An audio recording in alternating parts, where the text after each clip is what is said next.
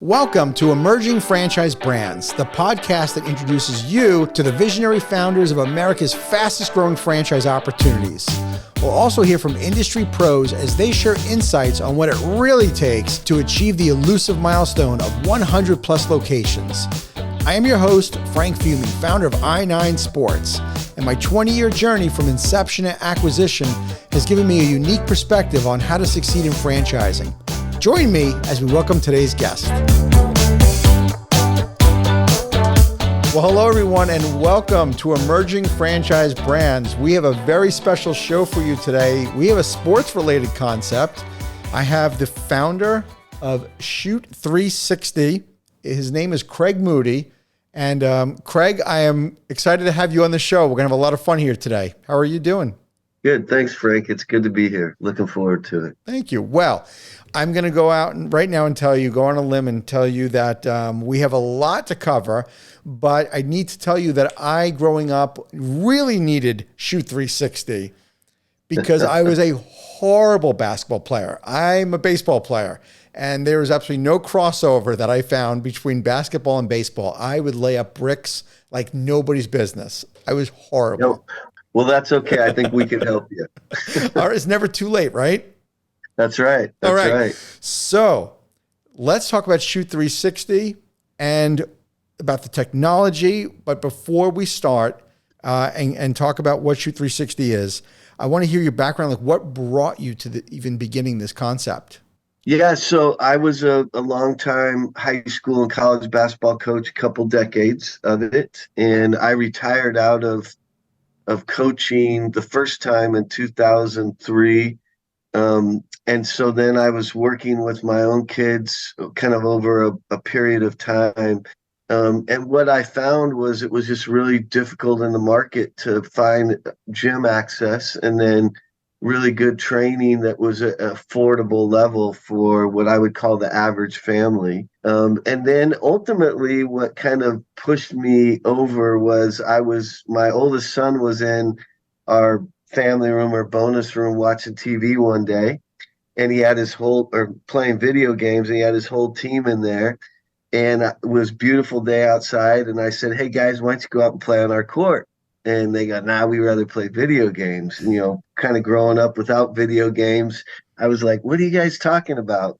And so I kind of gave up, and I walked out and I looked at my wife and I said, if I could build a gym like a video game, I'd have it made. And so that just resonated with me. And I knew about some of the emerging technologies that were in the market that they were primarily using for testing. And I just kind of over a couple of weeks came up with the idea on how to use it for training and gamify it so it would be sticky and kids would want to play it. Because I really went around that theme of trying to make it like an immersive video game so that it'd be real sticky and they'd want to be a part of it. Wow. I can't believe nobody did this before you. Yeah. How many things happen like that though, right? Like right in front of us, and then we kind of go, oh, it clicks. And somebody has to be first. Yeah, exactly. The brilliance of this is that you gamified actually playing basketball.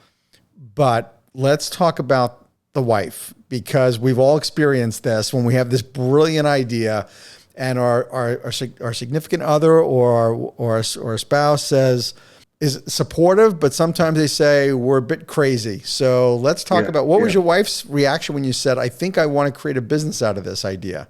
Yeah, well, I think first of all, she knows I come up with a lot of ideas that I never really execute on. And so she was thinking that, at first, okay, this is just another idea. And then the second part was a little bit of the background was I was in real estate development and had another company. And when the real estate crash happened in 2008, I had, 100 residential lots, and it hit us really, really hard, and we climbed our way out. We managed to survive it. And then in 2011, right when we were kind of starting to come out of it, I have this idea to go take another risk. And she's like, "You got to be kidding." And so, but I think, Frank, we're very mission driven. And I think ultimately what happened is, when I was coaching kids at the high school, college level, I could impact 15 to 30 of them a year. And we kind of had this vision that if this worked, we could potentially positively impact hundreds, thousands, and maybe even millions at some point. So that was kind of the driving force behind it. Wow. Let's talk about the technology of Shoot 360. If you could share with the audience how this works and what does it do and how does it do it? Yeah. So we use the technology that we use is machine vision, and we don't take credit for developing the technology. That belonged to Noah Basketball. A good friend and partner of ours is John Carter, who's the CEO, and Alan Marty, who actually invented it, the shooting technology. And they had been using it with high schools, starting to use it with the NBA and college teams. And so we took it, and we had an idea. We partnered with them to kind of bring it to the consumer at a very wide level, and gamify it like we talked about. So the technology essentially is machine vision. I'll do just a little bit of science here with you because I think it's important and relative to this conversation. It turns out that the perfect shot is a 45-degree arc as it enters the basket. It's 11 inches behind the front of the rim, and it's straight on. So we call it 45, 11, and 0. The cool part about it is that's backed by science, math, and now we have over 300 million shots in our facilities to back that data up. And Noah has, X amount, probably the same amount. So between the two of us, there's probably 600 million shots. And that's growing exponentially as we add facilities. But what we learned in the process was that there's a range inside what we call the perfect or ideal shot, which arc is 43 to 47. Depth is a 8 to 14 inches behind the front of the rim, and left 3 inches or right 3 inches. If you can put all three of those elements in the ranges at the same time, you'll shoot 98% or better.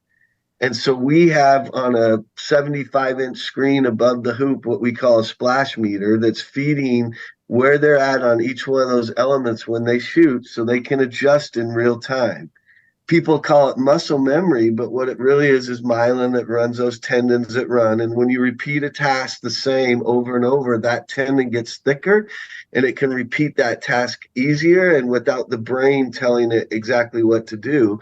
So if you can imagine, maybe what used to take 10 years to become an elite shooter, we're taking that and making it down to where 2 or 3 years I start to enter kind of that elite area because shooting's about consistency, right? So that's why all the NBA guys are using it because it's refining what they're doing and accelerating. But now you take a young kid and think about the possibilities as they train with it. Yeah. And then we use it in passing and ball handling. And passing, we're able to refine speed and velocity, accuracy, reaction time, decision making. So we're able to coach all those things guided by technology in a really fun environment. And then, Frank, how we put this all together, which is the most fun to me, is when we first started, we did training and then we added content. But then what really lifted us to the next level is we created competition because all kids want to compete. So you could be in New York and I can be in Portland and our friend can be in Dallas and another friend up in Minneapolis, and we can all play each other in real time.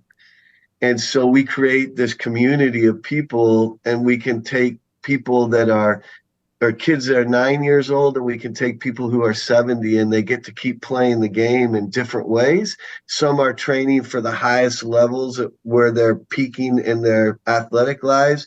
And some of them are looking for ways to, how do I continue to play that's not hard on my body, but a ton of fun. And so we just have this big mix of opportunity ahead of us. You sure do. And you've taken franchising by storm. So you guys started franchising in 2019, but you already have 33 locations open, if that's right. And you're going to have 45 by year end? Yes. Yeah. So we started the last week of 2019. And so we put the first one in Kirkland, Washington with Rodney Stuckey, a former NBA guy. And then we opened another one in end of January, and then we were opening our third one with the Warriors on March 11th, and that's when they shut down Alameda County because of COVID. And so obviously devastating. We had 4 corporate locations at the time. And so we just kind of plowed through it and got 16 in during COVID. And now we've kind of, we were fighting supply chain, as you all know, and we Mm-hmm. were fighting, we couldn't get into jurisdictions to get permitting, and real estate was getting tough because we're in a kind of in industrial areas where we put our locations, and that real estate just filled up during COVID. So we had a lot of headwinds, but we've kind of broken through and really starting to fly at this point. Wow. And again, this is not just taking franchise by storm, but the NBA as well, right? So 28 out of the 30 NBA teams use the shooting technology.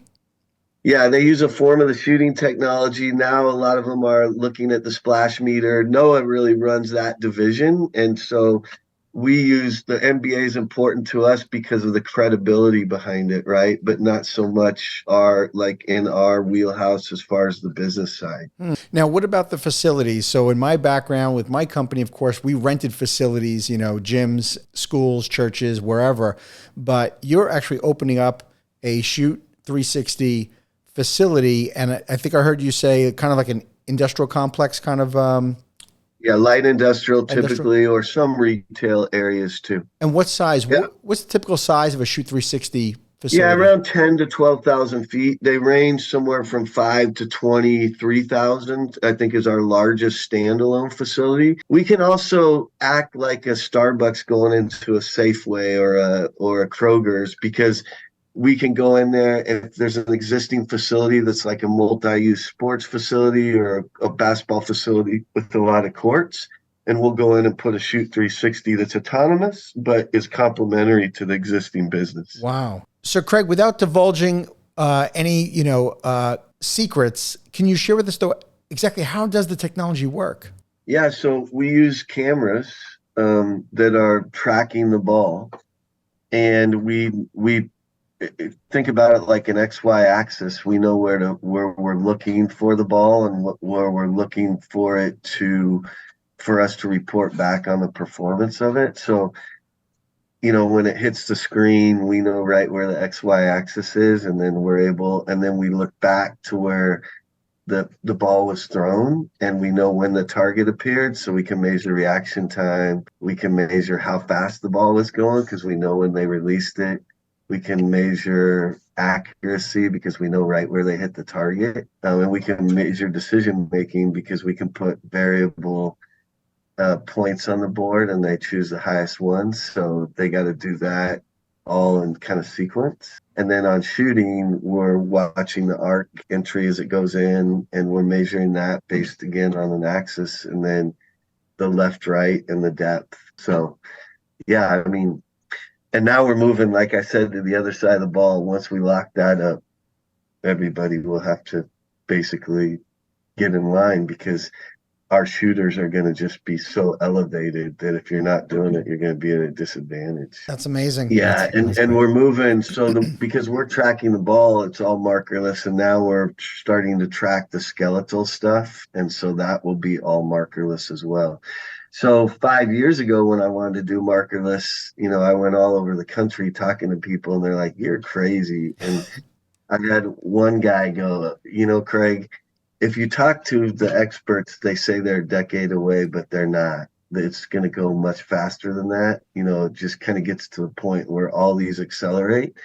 And you guys have been watching all the stuff in the news about AI and all that. Mhm. Well, think about this. So because we do shot classification, if you come in and I watch your whole workout, and I know, hey, you took these many shots going left off the dribble, you took this many catch and shoot, you took this many, floaters, whatever, then I can classify the shots. And the computer, basically, if you look at AI, what AI is it's teaching a computer to see the insights the human would, because you're doing things over and over, and then make recommendations or get insights to help them. Well, now if we know you're weak going left off the dribble, we give you the program to fix going left off the dribble. And now all the weaknesses in your game we're able to fix through AI. Well, just think about what that does for a player that starts with us at 9 years old, right? they're just going to come on the court and crush people just from pure skill. Yeah, it's a hack. Yeah, it is. I mean, it's definitely so. That's pretty exciting to us, and that elevates all the way up to. I mean, Steph Curry uses this more than anybody. I mean, he's on it every day. Of course. Why am I not Right. surprised? Yeah. So, yeah, I mean, I think, just the sheer learning curves with this are just going to be accelerated. Can I ask you, name some notable NBA players that are huge supporters of Shoot 360? Yeah. So Jamal Crawford, Sue Bird on the WNBA side, Trey Young with the Atlanta Hawks, Thad Young with the Toronto Raptors, Steve Blake, who you remember from the Lakers and the Heat. Um, let's see, Kelsey Plum, Breanna Stewart, Sylvia Fowles on the WNBA side, all investors. Mo Harkless on the NBA side. Man, I know I'm forgetting some people. And you mentioned Steph Curry uses this all the time. Yeah, he uses it in the Warriors practice facility on the Noah side all the time. So, yeah, there's a great That's article crazy. in the Wall Street Journal about that. If you have a few minutes, you should look it up. Yeah. Pretty cool. Now, how long were you in business though before you started the franchise? Because I would imagine there's some Seven, refinement. seven, 7 years. Yeah, we were about 7 years. We were really refining the technology through 2000, late 2016, early 2017. April of 2017 is when we introduced the skill court in its current form. And then it took us a couple years we decided we wanted to franchise. And as you know, it takes a while to put all the systems together and, the manuals and the training and the branding, the marks. And so we did a lot of work over that over a 2-year period. Yeah. So when you became a franchisor, how did that go when you started franchising? Did you seek outside help? Did you do this all just internally? What did that look like Yeah, for you guys? we actually did. We went through a group called iFranchise Group. They were great in helping us, kind of look at it and make sure that we had a model that potentially could franchise. I always laugh because when I first called them, they said, well, just out of curiosity, how do you know this might be franchisable? And I go, well, I mean, I don't, I have a sense. And they go, well, do you ever have anybody coming in asking if you would franchise, or people just coming in asking questions that I said, yeah, pretty much every day. That's why I'm calling you. And they said, okay, that's a good indication. This is purely a coincidence. I did not know that you were franchised through the iFranchise Group. So it was an unintended commercial for the iFranchise Group, but they also franchised I9 Sports. Oh, So nice. Yeah. Mark Yeah, Siebert they're is great guys. Mark is a dear friend, and I really consider Mark a mentor. He taught me so much, going way back in 2001 when I first met those guys, and they did everything they said they were going to do. They were an Yeah. enormous help for us because it's very tough if we're sports guys or technology people. We don't understand that the franchise side of the business is completely different. It's really just it's new to us, right? Yeah, right. And it brings on a whole new set of circumstances and challenges. So for you, I really think about your franchise being it's sports, but the technology component is critical. What is the type of person that's able to run your kind of franchise, and how much technology experience or background do they need to be able to run a Shoot 360? Yeah, so that's a great question. And what I'd say about this is, I always look at it like somebody who, as we qualify them, somebody number one who just gets our culture. Because if they have the why behind the business, that just goes so far. And you worked with kids, it's just such an important element. What I tell you about the technology standpoint is that the way that we've tried to build everything is very intuitive, and our uptimes are so good that it doesn't take very much technology experience. It takes someone who is kind of modern in their thinking, if they have past basketball experience, meaning they have a real traditional view of basketball, and now we're kind of moving them to the technology side of it and how to leverage that to train. That's really on the technology side what we look for. Okay. And the beauty of this is you're not competing with any of the sports leagues. In fact, You get to work with them. Yeah, that's right. Yeah, we're complimenting them. Yeah. And I think we're super interested in growing the game. That's part of our mission. And we know, we always say this is a category that's not going away. Basketball is growing. It's been around for over 100 years. It's going to continue to be there. And the other thing, we're very interested in promoting women's basketball, girls basketball as well, because it's just such an important part of the game, and it's kind of taken a few hits over the last few years. And if you look at the AAU kind of club basketball, it's about 10 or 11% of girls make up the entire market. And in our facilities, we're closer to 30, and we hope to get it to 50%. So the more participation, because you know this about any sport, it doesn't matter what sport you play, if you're skilled up, and you go out, you're going to have more confidence and play better. And so we're not just saying, hey, join a team and you're going to learn while you're playing. That's very intimidating to a lot of kids. If you come up in sport, not so much, but a lot of kids are trying to enter sport who maybe don't have a background. So it's very important to us that we give a safe, really fun place for them to learn. For sure. How many kids played or participated in your facilities in the past year? Well, I mean, aggregately, I think we're at, maybe close to 15,000 members overall, but the kids that pass through the facility are probably a couple 100,000 because we do camps and clinics and all of that. So it's significant. So a big part of your business, I would imagine, is not just the technology, but equally as important, if not more, is the personal training. Yeah. Right. Mm-hmm. So, yeah. But I think an advantage you have over just a regular basketball league is combining the technology that the kids and the parents get to actually see the improvement. It's measurable difference that the kid's making, as opposed to, my son scored 12 points last week and he only scored 8 the prior week. I see improvement, but you get to see a measurable improvement. And that's right. Let's talk about the personal training though, because it also allows you to have a different skill set that a normal sports league, might just have a mom or dad as a volunteer coach. Are your trainers, are they employees, and what is their skills generally?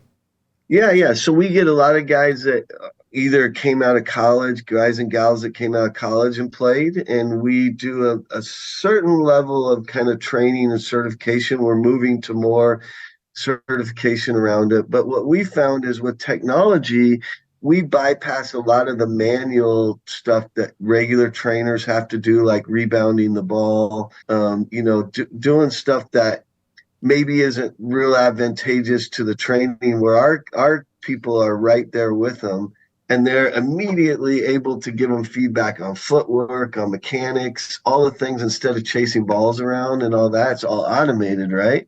And then they have the advantage of, as an example, like what I was telling you about shooting, any of my guys can walk right into a shooting court and see what the problem is, if they're having a problem with arc or depth or left, right. And then we have clues that we're looking for to help them correct. Right. So, and I'm sorry, go ahead. No, the technology just gives us a huge advantage on that level. For sure. Yeah. When you're able to measure not just the shooting skills, but passing and ball handling. And that's something, if you're just running a basketball league, you're not measuring that. Yeah. No, you're not. No, you're not. For sure. And it's, yeah, exactly. Let's talk about the franchise owners themselves. Are they mostly owner operated, manager operated locations? What's your typical franchisee like? What's their background? Yeah, at this point in our development, we have a lot of owner operators. We are starting to see some multi-unit level operators move into the space, and we've got several now that are operating multiple facilities. The good news is over 90% of our franchisees are looking to open their second and third locations. So that's always a good sign when they want to open more. That is a great sign. And what is holding somebody back? Do you have a development schedule on when they could open a second location? And also, I'm sorry, but piggyback on that, how big is their territory? Is it a protected territory, or how do you divvy that up? Yeah, so we typically, depending on the geography that they're in, is a little bit different. So we look at kind of by travel times. So if you get into, LA, your territory is going to be smaller, but it's more dense. So you might have a territory there that's 10 miles. And then if you're in Fargo, North Dakota, you might have a territory that's 25 miles. Just because there's less population and people can drive further and shorter time frames. And that's really, I think, how our parents look at it is what's the time on the road to get there, Of right? course. For a sustainable membership. Right. Yeah. And back to the development schedule, if I wanted to open a Yeah. multi-location, how does that work? Do you put them on a schedule or? We do. We do what's called an ADA, which you're familiar with, Area Hmm. Development Agreement. And typically we would start someone with somewhere around 3 locations, and then we put them on a schedule that's usually annually. That's, yeah, that, I mean, that still, it's aggressive, right? Yeah, it's aggressive, and we work with them because we know real estate is a little bit of a challenge in our area because it requires 20-foot high ceilings, and you're not going to typically find that in retail. That's the main reason that we're not in retail. It's just very difficult to find that. And if you can find 20-foot ceilings, then you're dealing with, typically they don't do clear span in those facilities. They've got posts every 25 feet. Right. Yeah. Well, wow. You have a different set of circumstances to deal with and challenges. It doesn't matter Yeah, what yeah, business you're in, right? We could both be in sports, but we just have completely different obstacles in our way. But that's right. you guys have grown so much in such a short period of time. And I would even shorten the amount of time because since you franchised, starting out right before COVID or right during COVID, so much of this growth has really happened in the past just 2 years. Yeah. So have you thought about what is holding you back, if anything, to be able to grow and scale this thing more quickly? Or what is sort of your mindset on how you want to keep developing and opening up Shoot 360 locations? Yeah, well, I mean, I think our kind of range, if you will, is to get to 700 to 1,000 locations by 2030. That's really directionally, and that's including some international stuff, and a lot of that will depend on how fast we move on the international side. But generally, speaking right now, we feel like we're going to be really aggressive going forward, and it's really just a matter of can we find the real estate, and we've built the team. I think that's an important thing that I would say is the last year and a half we built a really good team. In fact, 3 years ago I brought in a CEO, Terry Michelson, who took a company public and has grown a lot of businesses. He had served on my advisory board. And I knew that I thought we had something special and that we really needed some experience behind it to kind of help scale it. And so what he's done a great job of is really helping build the team and guide all the pieces that we've needed to make sure that as we really start to go faster, that we're in a great position to do that. That's super smart. How big is the corporate team? Yeah, we're at, I think, 60 right now. A few part-time people that put us at about 65. Tell me a little bit about the elaborate training that you guys do, because teaching somebody to run a sports league is one thing, but you're teaching somebody how to run these facilities, running the technology. What does the training and support look like for a Shoot 360 owner? Yeah, and that's been, I mean, that was our big challenge in COVID, right? Because we couldn't get face to face. But Right. we bring them in for a manager and training program where we bring them on site for about a week and we work in the facilities with them. And then because of the advent, how popular Zoom calls and video calls have come, we do a lot of training over usually a 90-day period where we're online with them and we go through our manuals and answer questions. And then before we open the facility, we go in for about a week before, and our training team comes in and works with them. And then we're there for their grand opening. And then we have what's called a hypercare program over the first 30 days where they have direct access to somebody who answers any questions that are either immediately urgent or that we got to get answered. So we feel really good about where our training program's going. We know we got to keep working on that, and we take feedback from our franchisees and feedback from our people, but we keep working diligently to get, we want to be world class at it. Have your franchisees asked yet, hey, Craig, are we going to expand sports? Yeah, I mean, I think someday we will. I mean, there's no question. We've built the technology that we have does transfer to other sports, but we want to be really, really good at basketball. To be honest, it's where our passion is right now.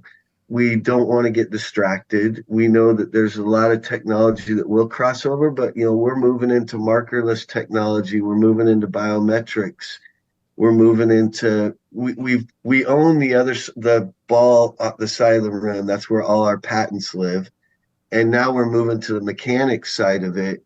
If you don't have what happens with the ball on the rim, knowing the mechanics does not mean anything, because you don't know what the result is if you can't take that, right? So we're working to have the other side of the ball. And what we want to do is we want to take all of the potential and opportunity out of basketball, really get it out there where it's meaningful, and then we'll potentially look at other sports. Let's go back to this patent thing. So how many patents do you guys have? There's 25 active patents with over 500 claims, and then another 6 or 7 that are currently. And I want to be clear, our partner NOAA, who are the experts on it, we work with them to build the patents, and they're absolutely amazing at it. They leave no stone unturned. That's great, Craig. I mean, you guys are building a fortress over there. Yeah, a big moat around our business. Yeah. And that's the nice thing, not to ever knock any other franchise, but one of the neat things about us is, you don't have to worry about somebody opening something like us down the street or in the same town. I won't say it's impossible, but it would be very difficult to penetrate the areas that we have surrounded. Wow. What's the investment range of the franchise opportunity? Yeah, typically 500 to $1.5 million is kind of the range. Is that range because of the size of the facility? And of course, it's different expenses, or the cost of the facility is going to vary greatly, I would imagine. Yeah, great question. So number one, yes, size. Number two is, if you already have an existing facility, we just come in and plant the equipment. And so it's a less expensive kind of application, if you will. What about on this mix of people that are putting a Shoot 360 in a facility already? How common is that? Well, it's becoming more common, but I'd say that's probably 30 to 35% of what we're doing at this point. And how many, I'm sorry, I should have asked you this earlier. How many courts are typically in a Shoot 360 facility? Is that standalone, that 10,000 square foot area? Usually in a 10,000, half a court. If they go to 12 to 13,000, there'll be a smaller full court. So you've been franchising this now since 2019. What would you say has been your biggest surprise so far since you guys started doing this? That's a great question. I think a couple of things. One would be the sheer magnitude of building the resources behind it to support everything that you're doing in franchising, and the teamwork that it requires to do that. And then I think the other thing that's kind of been a surprise is just how gifted and passionate people are about opening their own business. And then in our particular case, where we're working with kids and developing something, how much ownership and input they give to advancing the business, which is really exciting, because as you know, the best ideas don't typically come from corporate over the long term. They come from the franchisees. So we're very open to that and excited about that. That's so true. I always said that having a sports franchise, or being a sports franchisor, is a blessing and a curse. The blessing is that it was sports, so it attracted so many people interested in opening one of our franchises. The curse is that it was sports, and because people knew something about sports, they felt like they had to adapt their knowledge of sports into it, where we know it's the management, marketing, operations, technology that we're really doing. Like, sports is the vehicle that we're delivering the experience.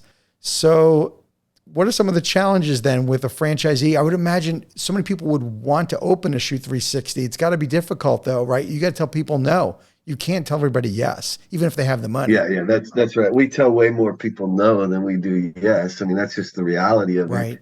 whatever the reason is. But we first of all, culture fits number one with us. When we do a discovery day, we think someone's getting there, and our business dev guys are really good at it, in terms of just really reading who the person is or the group is. And culture is such a big deal to us when we get them in there. And then, like you said, one of the challenges for me personally is, I love people and I love being around them and I want to give them every advantage. But what you realize is what they really bought is they bought the brand and they bought the marks and the system and the marketing and, how you do something. So if you're not careful and like you said, you let people kind of influence it, you can start to get head the wrong direction, I guess. And so I've learned, it's been a learning that we really want to protect the brand because that gives people the best opportunity to be successful.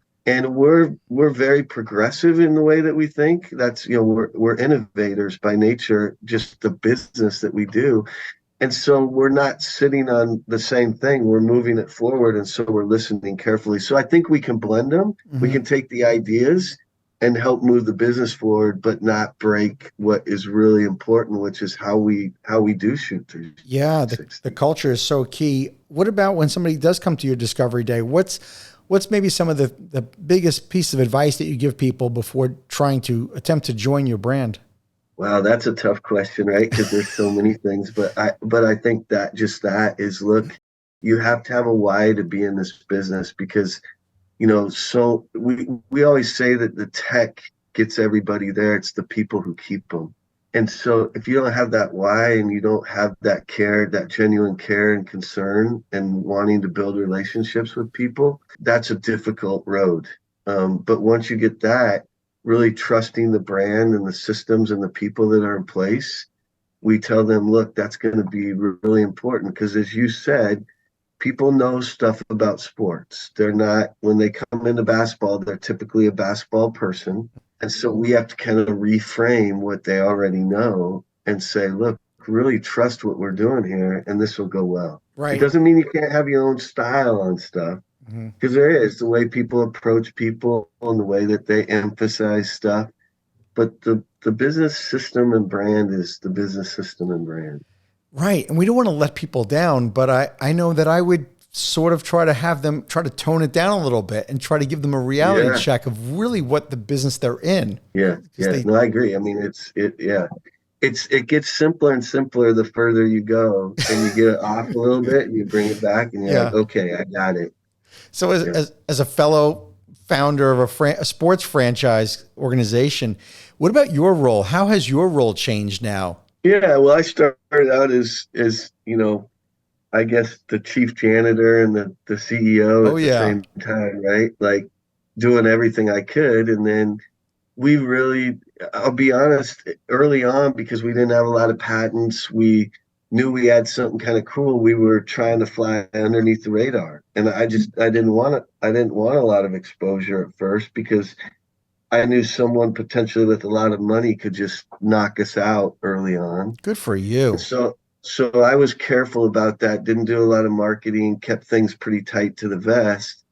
And then as we built the technology, the patents grew, the software development. We've got millions of dollars in software development. We have 5 software developers on staff that all they do is build software. And so as we've developed that and we've, increased that runway and we've increased that protection, then intuitively we knew in 2017, 18, we were ready to go. So we switched to franchising. And then what I also knew is that my value, was not going to be in a CEO role. My value was going to be in innovation and product development and partnerships. And if I got too distracted and didn't bring in the right team, the right people to do it, we could have done it, I think, but it would have been at the expense of the shareholders, the employees, and everybody. As I tried to learn some stuff that we could get the expertise for, and culturally, I always say this: big plug for my CEO, but culturally, he's just been an amazing fit. And I think it's hard for founders to let go of the reins in any way. Mhm. And I was just really blessed to have somebody come in that just aligned with us so well. I love that you were willing to put yourself aside and realize where your strengths are and where your passion is. And I think that that's going to pay off long term. If you love the innovation side of it and you let somebody else fulfill that CEO role, I think it's going to pay dividends for a long time to come, because you're going to still be, you're going to want to be engaged. You're not going to get Yeah. burned out. Yeah. And everybody suffers at that point. Everybody does. I love what you said earlier about keeping everything under the radar until you really had all the software together, the patents. And because once you crawled out from under that rock, that was Yeah. it. No going back. Is Yeah. no going back, right? The horse has left the barn. Yeah. It is on. Now Yeah. we go balls to the wall marketing, and Yep. now come get us if you want. But you created that long enough runway where it was going to make it really difficult for somebody to compete. Yeah. And I mean, I think, strategy wise, some people say, well, you're the best kept secret in basketball, which we are. Yeah.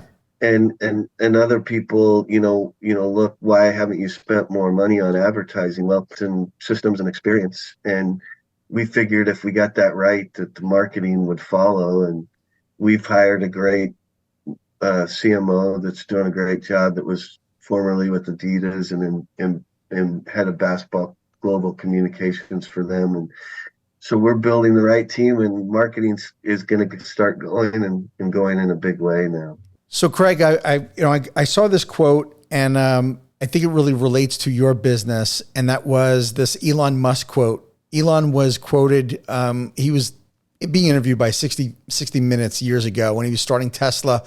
And it was about addressing the false perception for electric vehicles that they had to be slow, boring, and ugly like a golf cart. And I think in some regard, Shoot 360 had to address some false perception of something. What do you think? What do you think is something in your business that you guys had to really address and kind of break the mold? Yeah, so basketball is a long traditional sport. Like, it has a ton of people use the phrase old school, and I think that's right. Like, there's just a perception that everybody goes into the gym and trains the same way.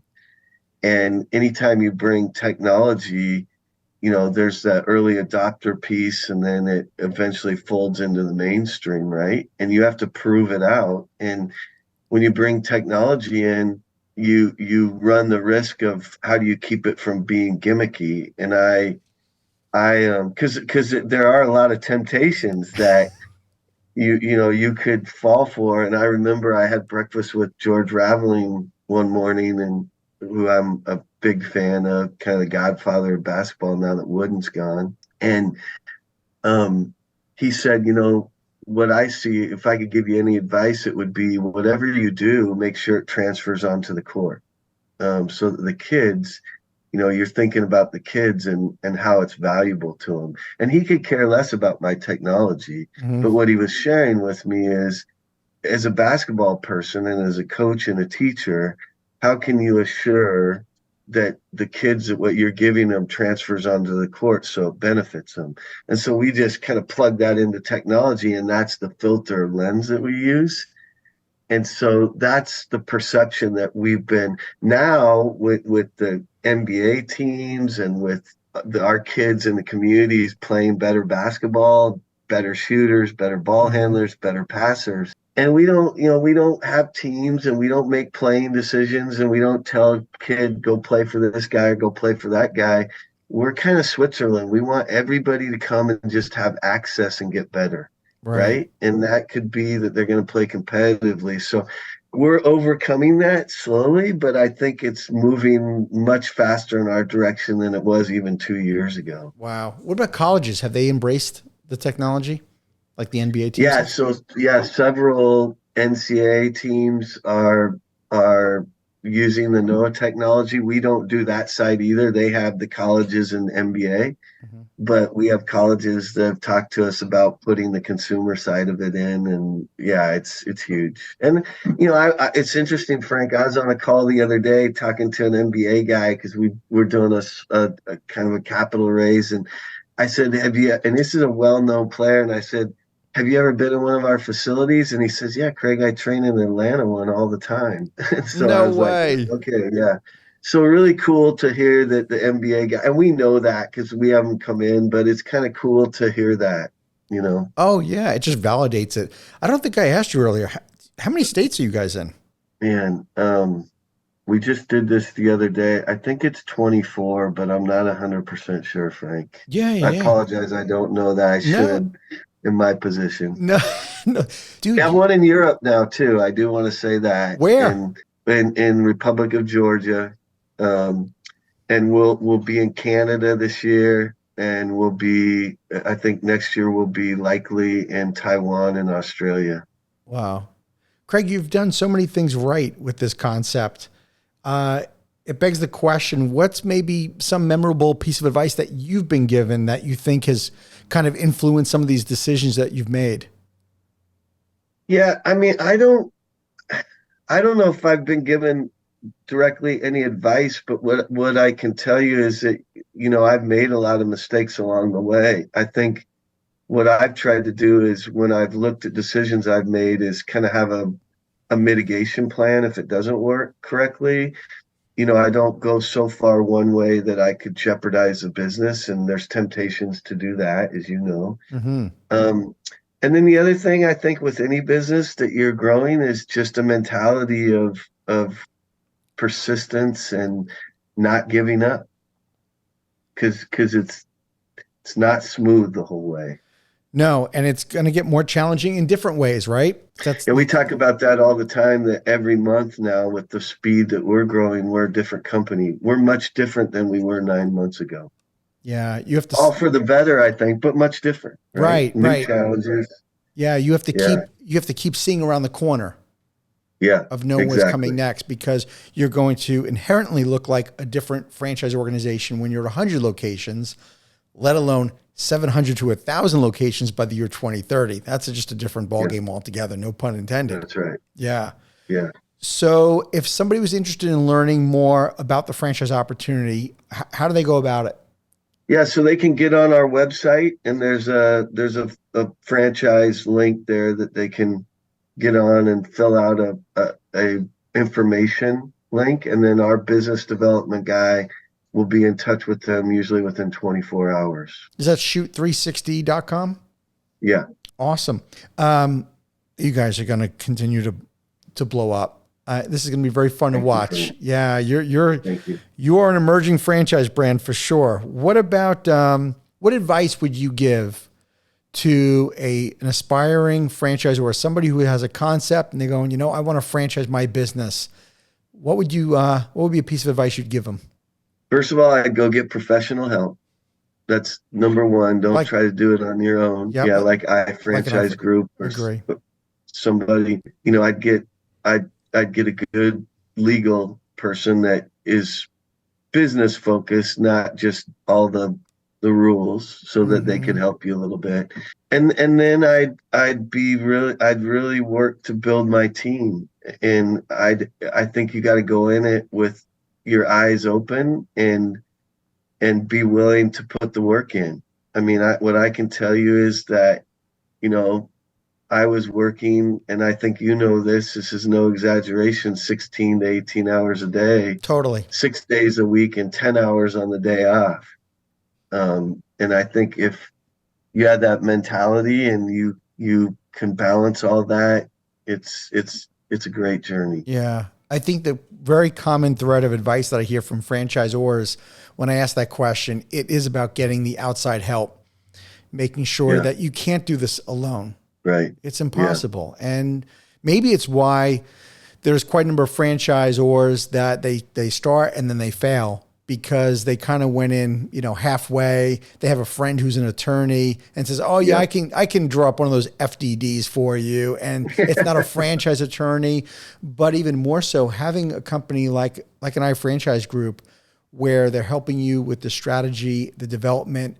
There's so many pieces that go into this, and it's foreign to us. This is like learning a new language, franchising. it is. It's It complete. is. Yeah. Yeah. And I ran a business with, multiple locations, and it was corporately owned, and it's much different than franchising. And I made some mistakes early trying to do some things on my own that I walked back on, and fortunately I was able to get them right and get some good help. But yeah, I think it's a really good point, Frank. You just don't want to, I can't emphasize that enough, to get the right team around you. Yeah. And one more thing, just to finish up, you said earlier, I think you and I have a lot in common, but one thing just philosophically that you and I have in common, or I should say our personality trait, is we weren't afraid to fail.